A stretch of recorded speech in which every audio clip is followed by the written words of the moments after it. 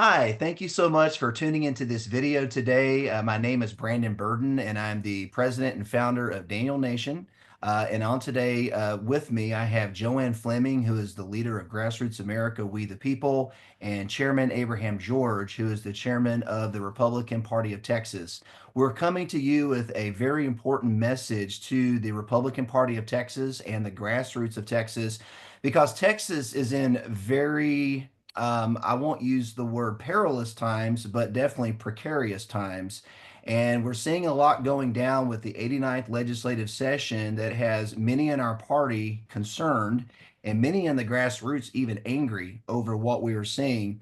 And I felt today that we needed to hear from our leaders statewide as far as how we need to respond to the events that are taking place. So let me just give a little bit of background so we understand why and how we got to this point. In the last session, the 88th, Speaker Dade Phelan did try to impeach Ken Paxton and successfully got a hearing in the Senate, which the Senate did overturn. But this angered the grassroots in a way that we've never seen before, to the point that people went down to Beaumont to campaign against Dade Phelan to try to get him out. And we were successful in tying up his money in his own reelection campaign, and he barely won reelection. It did damage his chances of becoming speaker again because he lost credibility with his fellow uniparty Republicans. But the greatest thing that happened out of that was we got around 20 new Republican lawmakers elected to the 89th legislature. And so, with these new lawmakers being sworn in this year, we had very high hopes that we were going to get a reformed speaker. Before we held the speaker vote on January the 14th, we had many in the party, including Beau French, who is the county chairman for the Tarrant County GOP, putting pressure on the Republicans to caucus behind our nominee. Also, Chairman George was putting out mailers in the districts of those that were not wanting to support the caucus nominee to put pressure on them to follow the rules of our party. And then, of course, on January 14th, we all showed up on buses en masse. Thousands of us came to the Capitol for the speaker vote, only to be shut out of the gallery to stand out in the rotunda for hours on end, trying to get into all the empty seats that had been vacated after the swearing in of the freshman lawmakers, never being given an opportunity. And so the Republicans in Austin sent us a very strong message, the Uniparty did, that they did not really want to listen to the grassroots or did appreciate our presence there for asking them to follow the caucus nominee vote. And then the following week, we were shut out once again when Representative Jared Patterson called the nuclear option on the rules package and now labeled the Democrat Empowerment Act of 2025 by Representative Harrison. This rules package gave Democrats more power than they've ever had in the legislature, forcing them to have all vice chair positions, also giving them subcommittee positions. And we now have 5 Democrats sharing subcommittees. And in addition to that, gave them a $2 million pay raise to all of the Democrat vice chairs. And then, of course, this morning just got word that Charlie Guerin has called a meeting with the committee that decides the budget for the offices and the committees, the administrative committee that does this. And now they are behind closed doors deciding which offices are going to get which amounts of money, which committees are going to get which amounts of money. And this is unprecedented because when we discuss the budget, this is always done openly before the body, and the body is allowed to decide the budget for the offices and the committees. And so, what we're seeing in the first 5 weeks of our session is just an unprecedented co-opting of a dark secret, we'll call it agenda, that really is run by, I believe, the Democrats and the Uniparty. And they are basically saying we're in charge. The grassroots of Texas is not in charge. Even the Republican Party of Texas is not in charge. We've got about 36 bad actors that are running with the Democrats saying, we run the House. This is our house. It's not the people's house, and we're in charge. And so now some are saying that the 89th session is lost. It's a lost cause. It's obvious that they're not going to listen to us. Some are saying that they may throw us a bone.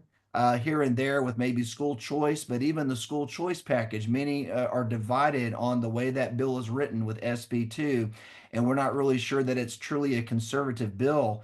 And so the general sense that I get is this: the grassroots Republicans, they need to hear from their leaders because we don't really know what to do in mass. We don't really know how to react or to respond to the leadership we're seeing from Speaker Burrows, from the secret backroom meetings that are now being held about the budget, from Democrats that have been given power to control committee hearings and even who testifies in committee to bring their agenda forward in committee hearings that's going to be targeted at killing our agenda. Now, with Todd Hunter being put on calendars, who went to the Republican caucus the morning they discussed the rules and said, you will have the opportunity to amend the rules package and to debate the rules, only to have a choreographed event take place with Representative Patterson, who called the nuclear option. And so now Todd Hunter, who promised the Republican caucus that they would have a chance to debate the rules, is now the calendar's chair. I mean, you can see the pattern, you can see the writing on the wall. And I think the grassroots now are very angry, they're very frustrated, but more than that, we're exasperated. We don't know what to do. Our plans are not working out. We thought we were going to get a reformed speaker. We thought we were going to get our 8 priorities put ahead of the Democrat priorities. It looked like everything was going to work this session because of the way the election went. Trump won the White House. Doge is cleaning up DC. But yet in Austin, we are stuck with this massive swamp controlled by 36 uniparty Republicans who are controlling the whole agenda for the whole state of Texas. And today I've asked JoAnn and I've asked Chairman George to weigh in on this and to give us direction. We need to hear direction. So, JoAnn, um, I want to start with you because we had a conversation a couple weeks ago that led into this video. And you said something to me about building bridges with the Republicans that we can work with. And I want you to speak into that because I believe you have a strategy that we need to really listen to this on this video about how we need to respond, not react to what we are seeing. So, JoAnn Fleming with Grassroots America, would you please speak into what we're experiencing right now? Yes, I will. Thank you for having me. I appreciate it. And hello to Chairman George. It's a pleasure to join you today to speak to the grassroots. Well, look, this is a long game. We have to play the long game here. And overarching this situation that we have, I want to remind everybody that the grassroots across not just Texas, but these United States had 4 horrific years coming off of the 2020 election, which we were not confident in the results.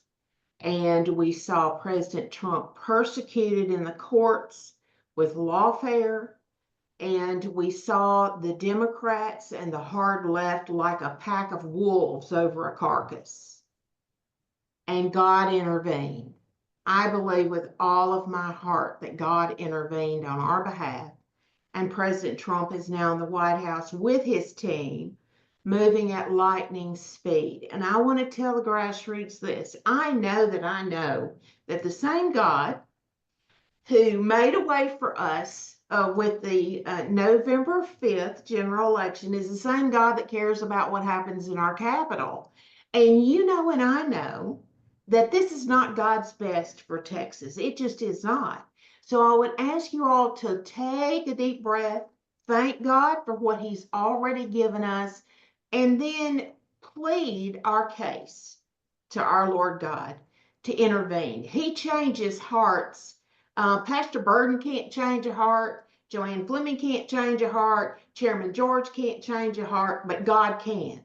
So that is what I'm praying for. But let's look at the ground that we have gained. You know, in previous speaker races, we've had maybe 19 was the most that we had that would defy the establishment Republicans and vote for a speaker that would put the side of the House back on the side of the people, that it would once more become the people's house. so that the voices of the Republican Party, grassroots activists could be heard in the Capitol, working for those legislative priorities that are important to the people of Texas. Now, today, we had 52. We had 52 Republicans who stayed together, who abided by the Republican caucus rules, who were unified with the Republican Party brand, the conservative banner for our state. They stayed together. 52. I'm thankful for those 52.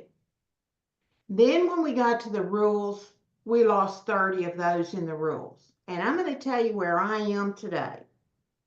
Grassroots America, the grace and mercy that we try to extend to people in office and allow some room for them to make mistakes, here's where we will not make room for grace and mercy.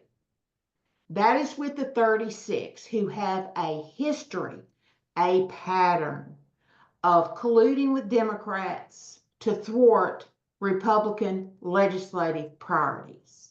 They do it over and over. It's repetitive. It is a function of their operations. It is not a bug. So those 36, as far as I'm concerned, we're expecting God to raise up the right people to run against those folks. And we're in it for the long game. Over time, we believe that some of those folks will either be so frightened of the pushback that they will get, they will decide to retire, and or they will be defeated in a primary. So now let's talk about the rest of them. So we have the 52. As I said, we had 22 of those 52 who voted for David Cook, who stayed true and understood what was happening with the rules. They understood that the Democrats were being empowered.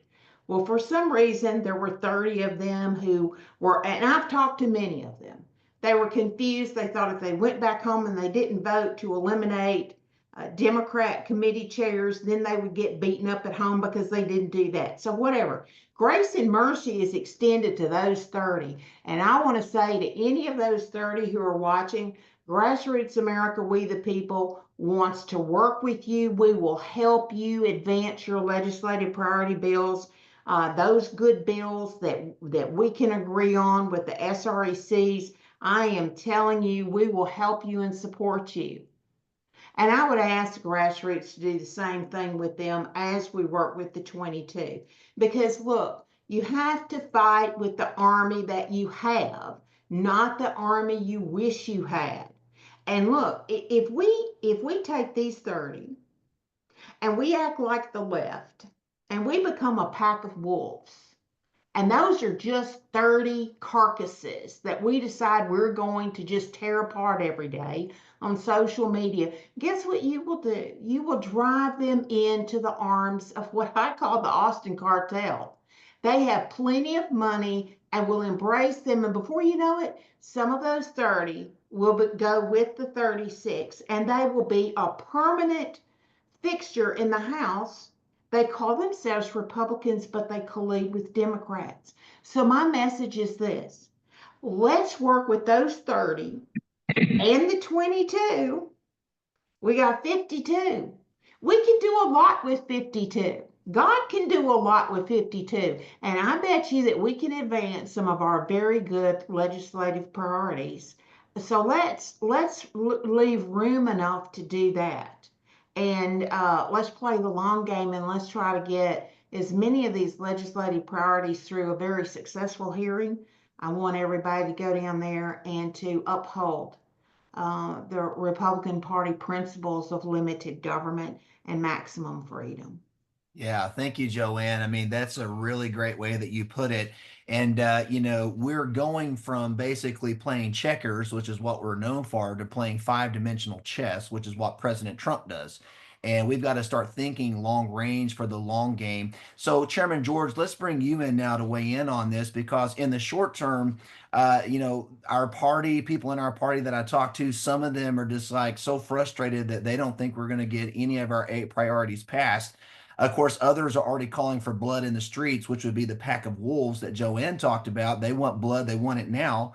But that doesn't help us in the 89th session. I mean, we're on the clock here. We've got till May to get our priorities passed. So, Chairman George, help us see this from your perspective as our party's leader in the state of Texas. And what is your synopsis of what's going down and what we can do to respond to what we're seeing? Yeah, thank you, Brandon, for having me here. The idea is, when we talk about legislative session, what we really care about is the legislative priorities that we currently have, right? And we will work with anyone to get that done. We want to have real priorities, not the namesake bills that they try to pass and say, oh, we passed a priority. That's not what we want. We want a real priority bills that are actually going to mean something. Because if you don't get that, we're going to have the same legislative priority next cycle. We don't want to do that. We would rather get a real priority so we don't have to worry about it and we can have a new priorities next time around.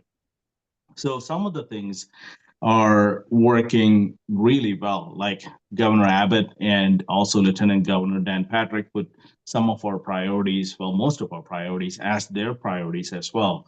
Speaker Burrows haven't shared his priorities yet, so we don't know what that's going to look like. So this idea of let's go burn it down doesn't work. It's way too early in the session for us to do. We got to go work with the legislators.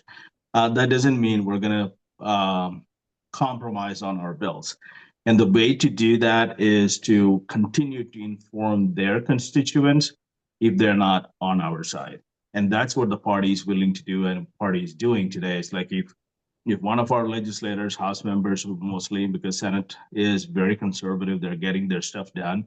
If they continue to push back like Jared Patterson did with his nuclear option he pulled, we are going to inform his district, hey, this is what your representative did. We don't want to start doing that in February. Probably in March, we're going to start pushing that out in mailers and text messages. So the idea of let's go burn it down it's not strategic. We want to get our priorities. That's the goal today. Let's work with them. Let's inform them. Let's make some phone calls and tell them, hey, this bill is not good. It's not good enough.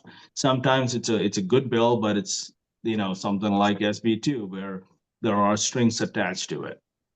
So we want to go back and say, hey, the SB2 is great. We want to have school choice, but there are amendments that need to happen. So having that conversation, the only way to have that conversation is to have some sort of relationship with them. And so build that relationship today. That's the base of our narrative today, saying, hey, let's go back to these legislators. We elected them. We want to get work done with them and get some really good legislation at the end of the session. And we don't really want to keep going to the special sessions, which is something Governor Abbott has promised if we don't get our priorities done. Yeah, that's a good point. And so, to your point, Chairman George, committee hearings start in March, and we need our people to show up and testify on bills. How can they be notified by the RPT whenever a bill is coming up in committee and that we need to show up and testify? How are we getting those communications? So we have a legislative priorities committee. Leslie Thomas and Jerry Fisher are the committee co-chairs on that, and Rachel Horton is the vice chair. So they're going to be sending out weekly newsletters, basically saying, okay, here's all the bills that we are pushing, and here's all the bills we're opposing. They're also meeting in committees now to look at each and every bill that is related to our 8 priorities. And they're also looking at bills that are not on the priority, but they're horrible bills. We just don't want them. There is a bill that is an automatic, it's an automatic reader of your license plate to push. I mean, we support law enforcement, but that is an invasion into our privacy. So it's really not in our priority, but there is a bill, that bill will be opposed by the party, things like that. So there's good things and bad things that are coming in our way. And what we want to do is use the good things as much as we can. And they will be sending out emails. There will be some text messages going out based on, committee hearings. And if that need to happen really fast, we will send out text messages to grassroots. Yeah, our convention folks will get the text and emails for sure. But if you want to sign up, you can do that at our website at texasgop.org. Yeah, and also just want to mention y'all have a page on texasgop.org that shows the bills you've approved under each priority, which is very helpful to have that information as well. Yeah. So we're also going to start putting the bills that we're opposing, like completely opposing. There is a bill that is a Second Amendment violation that's filed by a Democrat. So we want to make sure we put that out there as well. Yeah, thank you. JoAnn, I want to come back to you for a second.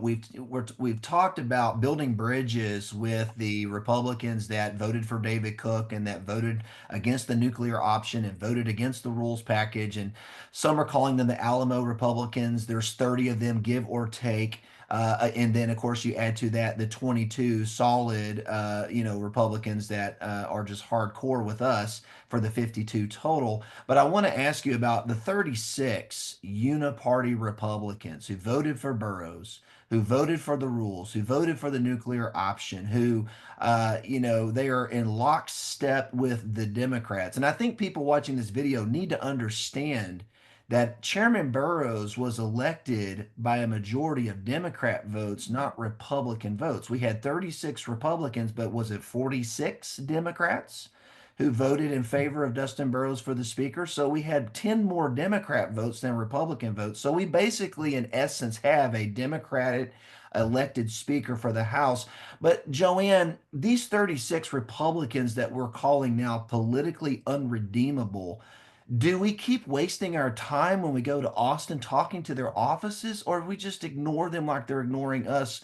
I want us to be strategic. What do we do with the 36? Well, I think that you still go to their offices because look, we are not, this is not about political personalities. This is about liberty principles. These are the bedrock issues that the people of Texas have asked for regarding securing elections, securing the border, protecting children, getting rid of property taxes. I mean, those are things that across the board, Republicans across Texas support those things. So here's why I say you go in to those offices and you still drop your literature, you still stand for those principles and values, because unless I'm just completely wrong, I think we're going to see the structure that those 36 built in the House will be doing things that will obstruct things that Texas needs to do to support President Trump. There are bills, there are good bills down there that are border related bills that will help and aid and assist local law enforcement, joining with what Governor Abbott has done at the state level to help President Trump and Tom Homan in making Texas secure, making these United States secure. So I think as we watch these committees, we're going to see those Democrats who are emboldened and empowered and now very well funded will be doing things to obstruct. I don't believe the people of Texas who voted for a very, very bright red Texas are willing to stand by next primary and reward people for obstructing President Trump and obstructing the Republican Party of Texas and our values. Yeah, I totally agree with you. I kind of want to bring this video in for a landing now, just because I didn't want to do a super long video. I figure more people will share it if it's shorter. But Chairman George, I want to end with you. And you went to President Trump's inauguration. I saw you on the video several times when I was having a watch party with the Collin County, Patriots. And President Trump is doing a great job already. He's like Operation Fast and Furious. He's just cleaning house with USAID and all these bureaucratic offices. It's amazing what he's doing. But when you look at what he tweets out, when you look at the public statements he makes, even at his inauguration, uh, Governor Abbott was there and he kind of, I don't want to use the word placated, but he said, hey, we're going to work together to fix the border. And Governor Abbott looks like he's on board lockstep with President Trump. And every time you hear President Trump talk about Texas, it's almost like he's not being informed about the Austin swamp. It's like he doesn't understand that our state, even though the voters voted for him and our state is ruby red, there's no question we're ruby red, but Austin doesn't reflect the voters in Texas.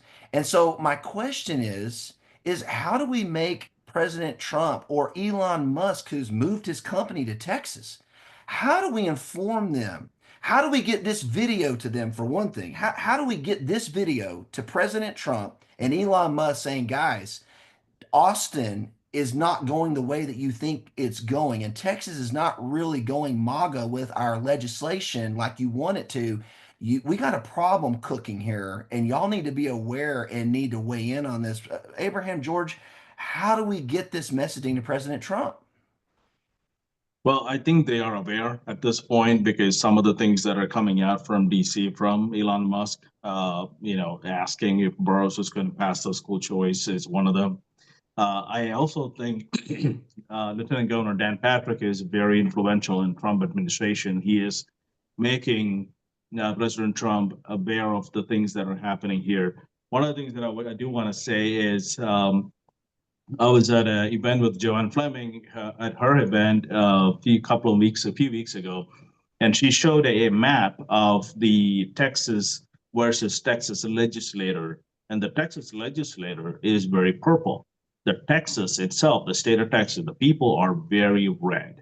So we don't really have the exact representation going into Texas House, and that needs to be changed. And the only way to do that is keep working on the primaries, get people to move to our side and keep working the primaries. And that's what we're planning to do. I do think we will have some more support from President Trump, the MAGA team, if you want to call them, about these issues as the session is moving. They are definitely aware of these problems that we have in Austin.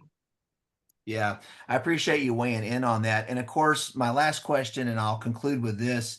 I can't get away from this video because so many people that I talk to every day are talking about Rule 44, and we're just going to censure these 36 uniparty Republicans out and blah, blah, blah, blah, blah. But I know that we've got to be, if we're going to use Rule 44, especially if we're going to use penalty 3, which is the ballot removal option, it's going to go to court. We're going to sit before a judge that's got to decide to rule in favor or against his fellow Republican lawmaker, which is a hard thing to do.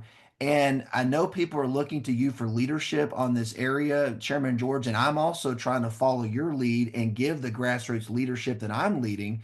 But can you advise us? Can you guide us so that we don't do something really that we regret with this whole censure idea?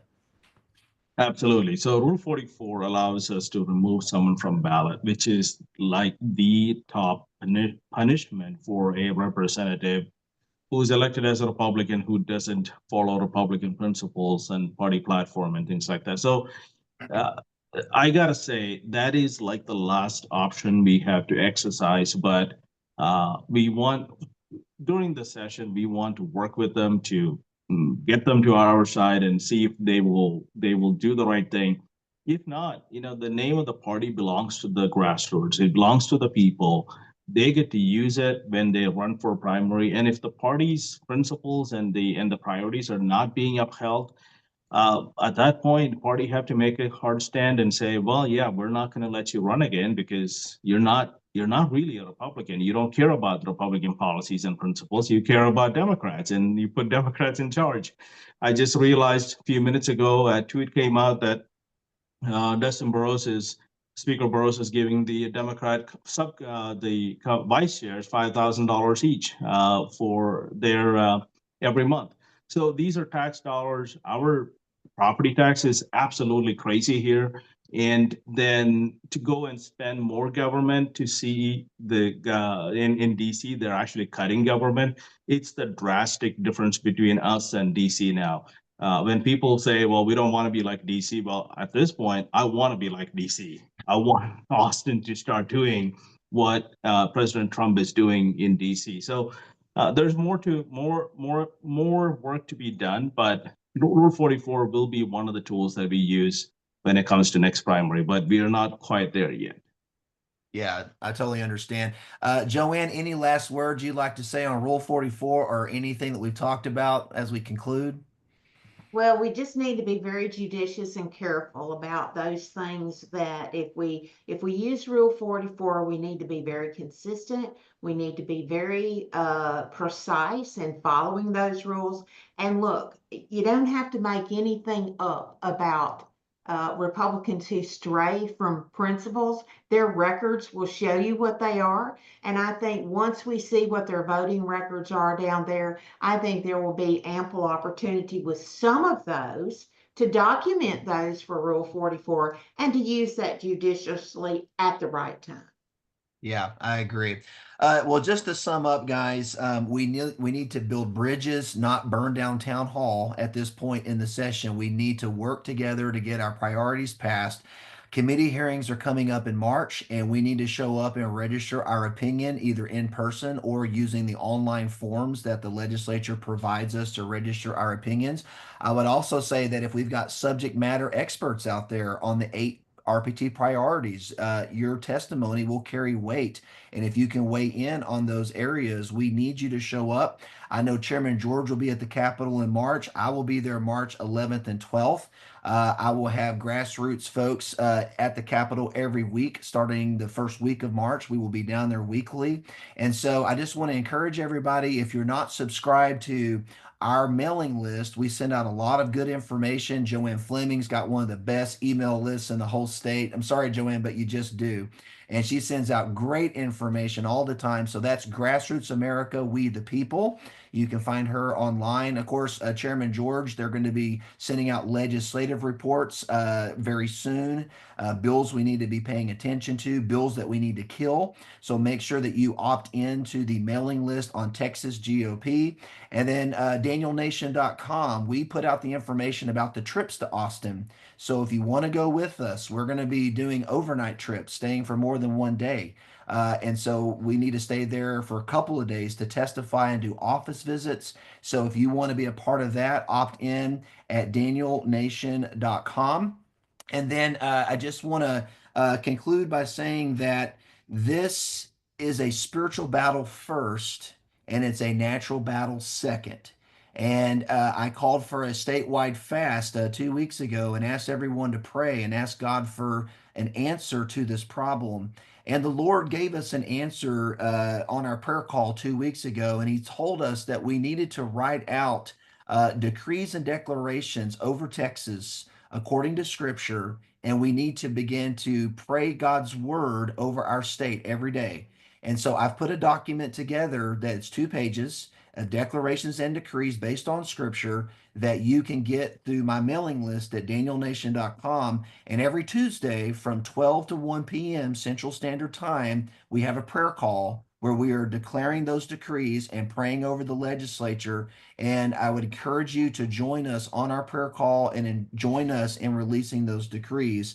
And so it just, we can't forget the spiritual battle and the spiritual war, because that's where we win first. And then we see the results in the natural.